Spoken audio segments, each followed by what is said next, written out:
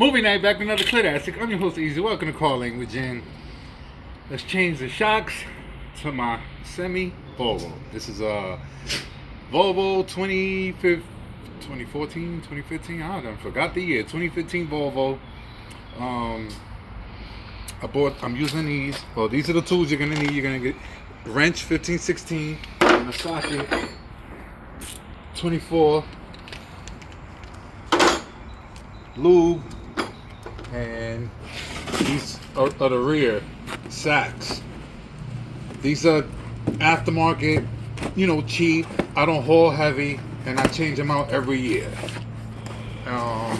And these are the ones I use. I've always been using these. I put these on every year, and they're good shots. They work for me. Now if you haul heavy, I would definitely recommend something like, buck and change and above. Since we had to put them on. Bang, and that from up top. You see it? So you see, look, I'm lining this part at the bottom, and then at the top, you get the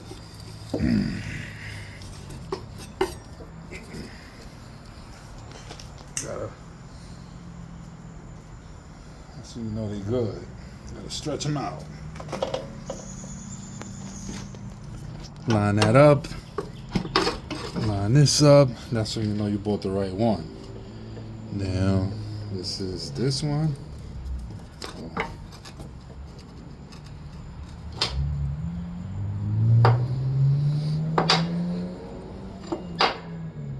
Pause it. Alright, so I'm cleaning it off. I just want to take a look real quick, make sure it's not, I know it's not chewed off. But,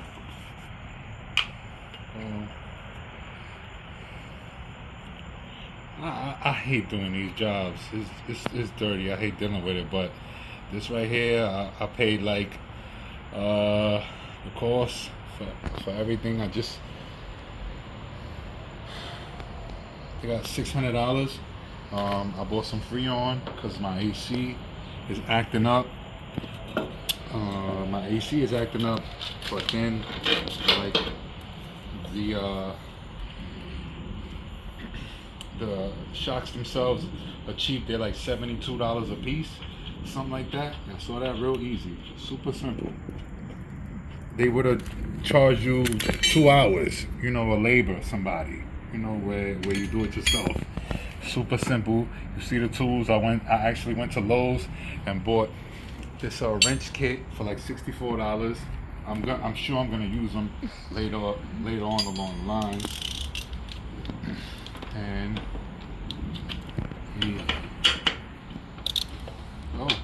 that's it. Simple as that. That's how you do all 6. Now some Volvos come with airbags. I'm sure that's simple too, because I've changed the airbags on my Lincoln. That was dumb simple. So yeah, start doing things like this yourselves, guys. Dumb easy. I had my boy do this for me one time, and that's it. You definitely want to go tight, and that's it. That's how you change all 6. For the front shocks, it's not nothing out of this world either. You just got to take this front panel off, the mud guard off. That's simple too. It's about 1, 2, 3, couple screws. I'm gonna just take the front one off. I think that's a 10 or 12. Usually what I do first is I'll hit them with, some WD-40 just to kind of lube it, so it could come off easy. So I hit it, this way it'll keep those bolts fresh for whatever job comes next. So I did the top. It's 1, 2, 3. I seen 4, and there's another one right there. Y'all can see the wet spots. There's another one right here too. Truly forgot about that. Where's my WD-40? And yeah, look, I took it off, and guess what? There's 2 of them. My bad, 2 of them. You find them, and you could tell. I shook it off, and just holding on to this. That's it.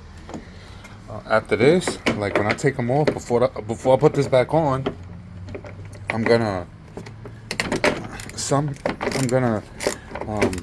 wash the screws too.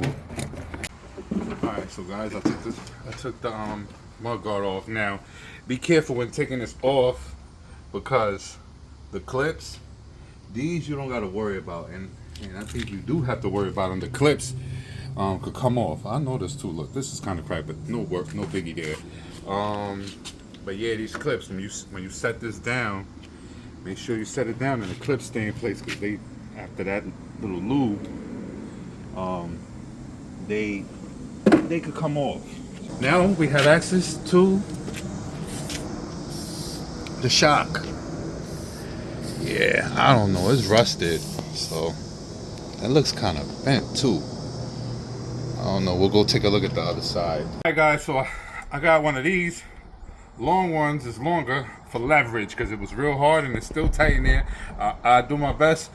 I don't know much. Again, I'm not a mechanic, so I don't know much. I don't want to take off a lot of stuff and then have to put stuff back on and then be kind of lost. You know, you lose pieces, etc. So the least you do, the better. Get yourself a pipe like this, put it on there, give you some leverage. Pretty loose, see? Hold on. That's the suck part. I don't have a lot of room, so I gotta, you know, it's kind of like quarter of a turn type. Push that out. I know this is not professional, but it's effective. Whatever works. So always keep in mind too how the bolts go. The bolt goes this way. If you look at the bottom bolt, that one is facing the opposite way. So this one goes like this, that one goes like this. This one was fairly easy to come off because I had leverage bottom. Again, you know, is that the WD-42, I want to say that helps the situation. That definitely helps the situation. Leverage is everything. Sometimes, you know, because of the rust, but look how somewhat easy that is. Again, is that lube helping, you know. So the WD-40 is to wash, and the lube is to lube. I'll put some lube on, all right? Now, you caught that? Here. You know, it's not a waste of money. Like, I'd rather them be new, you know, every year. Just never know. You're gonna get that one load that could do you dirty out there. So might as well don't cheap out. It's a business. Somebody told me that. This is a business. You gotta treat it as such. Look, these are them. That it just gets hot. That's low grease. The secret to having a long-lasting truck, you know, if I had it like that, I'd get a pack car and test myself to see how really bad they are. But at one company, that's all they drove was Volvos with the pack car engines in them. Not with this one. This is the D13, and I was never really in a shop. It was always that DEF system that we always had, the trucks had issues with. Alright guys, so you can have a better experience. Put the top bolt on first, and then you move on to the bottom. Because just now my daughter had to help me. Yeah, the shock, you're gonna have to like wiggle this. All we gotta do is tighten, working from one side to the next, and that's it. We change the shock. On to the next one. So to put this on easier without a fuss, you grab the part and you screw these bolts on first, and then work your way to the top. Remember, the flap is over. All right, it's over the other mud guard, and that's it. To the hole. There's two screws that were 13s, so if you find yourself, you know, a bit confused, that's what it is. I had to change the socket. And it's pretty much the same room that it is on this side than it is on the other. It is on the other. And hold on, y'all, because I don't drop the bolt. Once you hear that clink, it's right there by your feet. If you're wondering what the hell I'm doing, I'm loosening up the bolt. So sometimes you gotta get in an uncomfortable position. No homo.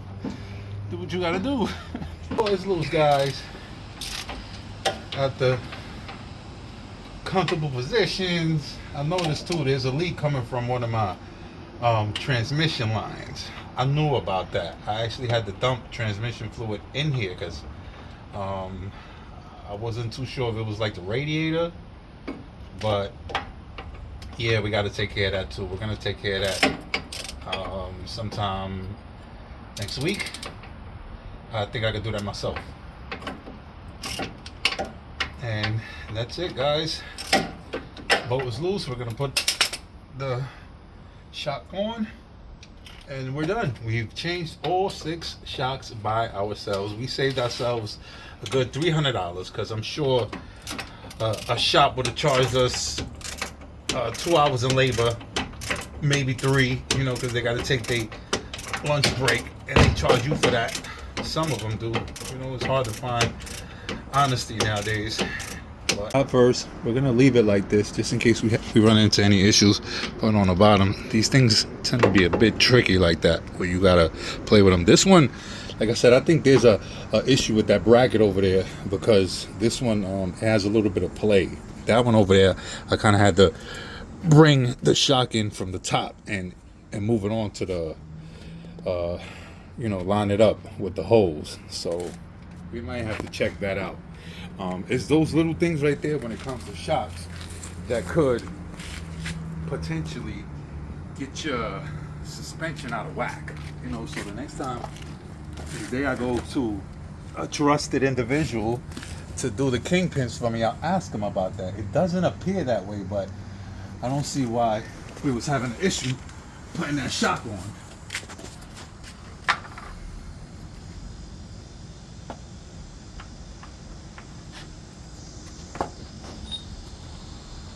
And it's a light leak. It's definitely coming from them lines. I see it. So those lines are worn out most likely. It's probably time I do a transmission flush too. I've never done one on this truck. Again, I don't really feel nothing from the transmission. I've never replaced the clutch.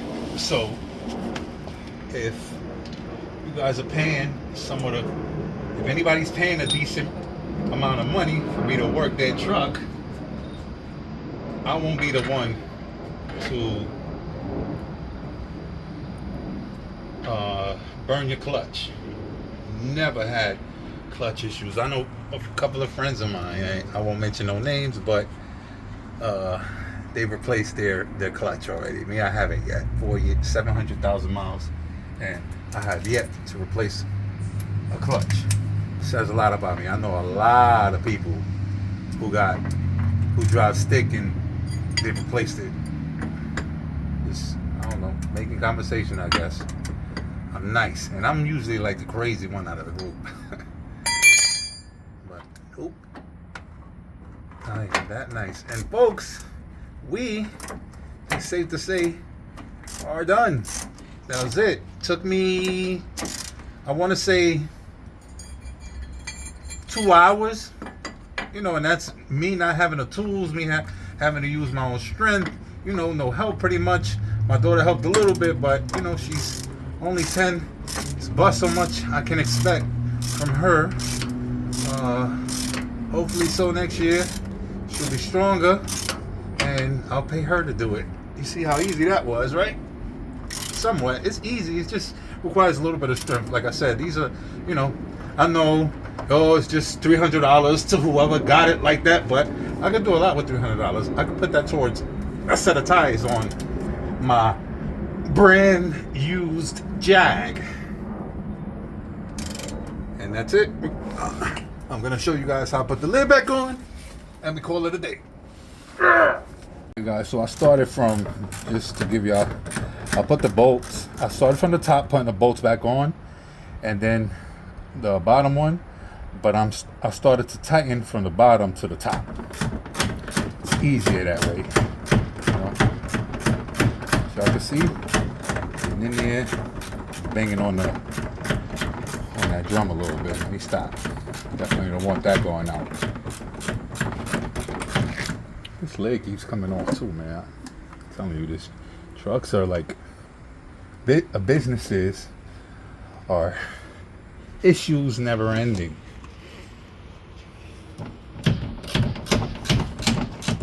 See that grease coming out too. That's a good sign, letting me know we did a good job greasing. And cut.